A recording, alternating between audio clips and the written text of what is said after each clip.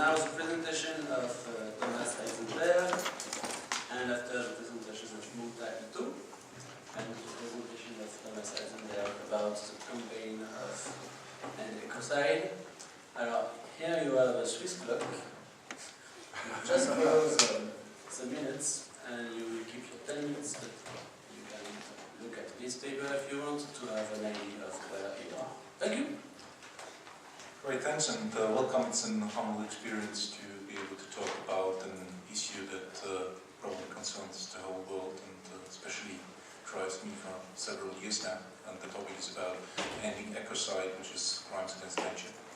I'm from End Ecocide on Earth, which is a civil movement. We are all free volunteers, not getting paid for doing what we're doing. And yeah, whether you take the front side or the back side of the coin, it's the same coin. We are talking about rights of nature. We can also talk about declaring the crime against nature illegal on this planet, which is not happening at the moment. Yeah, I don't have to tell you that, but just to give a few dimensions. Over the last 200 years, we killed 50% of the forests on this planet. In the last 40 years, we killed 50% of all life forms on this planet. In the last 30 years, we killed 400 million birds in Europe alone. So, if this is the right way or not, up to decide. I personally think it's not. And we're not talking about one case. We're not talking about Belo Monte. We're not talking about Fukushima. We're not talking about Regiomontan. We're not talking about El Rio del Agua. We are talking about ongoing ecocides in every country on a nearly weekly basis, on a scale that is uncomprehensible. But there is rescue, there is hope. And the hope is with a word that is not so new, also it's not well known, and the word is ecocide. It's a word that is used now for 50 years in politics and diplomacy, on a not too intensive level, I must admit. So still, if you go out on the street and ask people about ecocide, you're going to see, what is he talking about? But if you say crimes against nature, everything is clear again. Ecocide, this concept, this word, this term, has been used since 1970, and it has been introduced by Arthur Nelson, who developed Ancient Orange, the poison that has been used in Vietnam and caused a lot of disabilities and death upon children.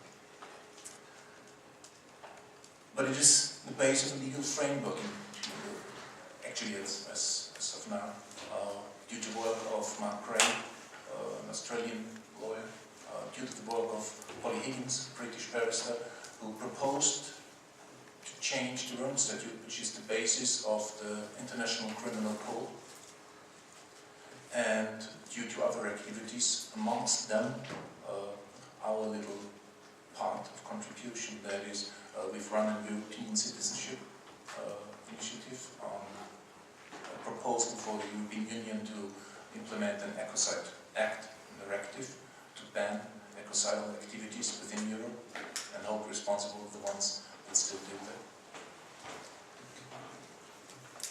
And there is NMOD. NMOD is an UN convention. It's hostile environmental modification. It's been there since 1976, so it's a long-lasting convention. And to boil it down, it forbids environmental modification during wartime. So, just to get this really irony, our ecosystems are currently protected during wartime by law, but not during peacetime. So the best thing that could happen to our planet is global warfare. Because then our ecosystems would be protected by law. I don't want to go that way, but just to get the situation right.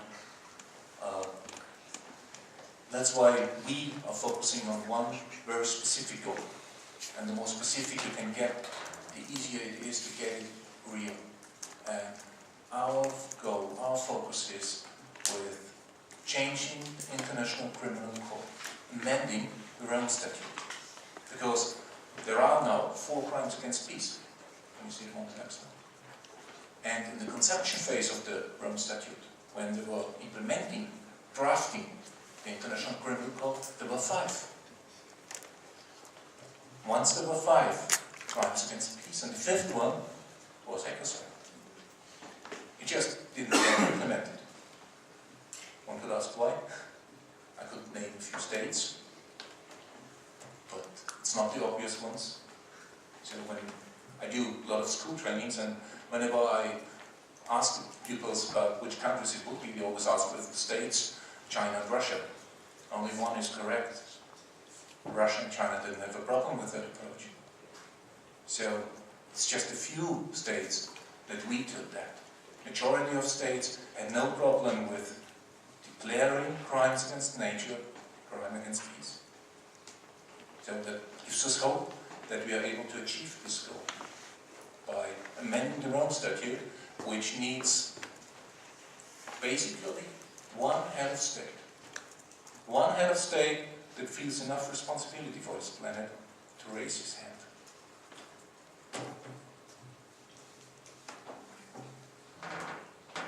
The emerald declares 3 characteristics for ecocidal activities.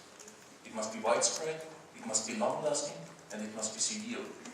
Severe in the sense of having a real effect on the people that are living in the area. We think this is not sufficient in peacetime. It should be in all, with a certain minimum amount of area affected, but it should be in all. It should be enough that it is a severe crime against nature. It doesn't need to be 200,000 square kilometers. If it's 100 square kilometers, it's enough, for example. I think I pressed the wrong button. So, when we talk about ecocide, we're talking about the definition of a crime against nature to such an extent that the ecosystem is either damaged, destroyed, or lost for all inhabitants, which is an important word. We're not talking about human beings. We're talking about the holistic approach of inhabitants, including all life forms of an ecosystem, which then matches again with the rights of nature. Because that's what I meant with, it's the same coin. If you declare the rights of nature, it's just the front side of the back side, and the back side would be, we declare it illegal to perform crimes against nature. The Ecocide Act contains a few more principles that are marked in red there. There's the direct liability for decision makers in a criminal sense, meaning if this law is to be implemented, we're not talking about suing companies. We're talking about the responsibilities of CEOs, of head of states, or whatever. So the decision makers, because that's a node in the complex system where you can really achieve something and change paradigm. We're talking about strict liability, and we're talking about restorative justice.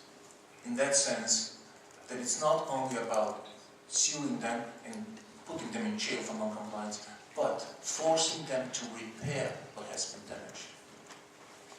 Because there is no need in putting someone into jail if it destroys the ecosystem. The goal is to restore the ecosystem and repair it so that future generations can also prosper. Having said that, we are not interested in putting the 3,000 CEOs of the largest companies on this planet in jail. Because if you let me continue. Well, they'd have to pay to get out. I know. Because it's not about money. That's the point. It's about responsibility. It's a narrative we all know. We are responsible for the things we are doing on a daily basis. But not everyone.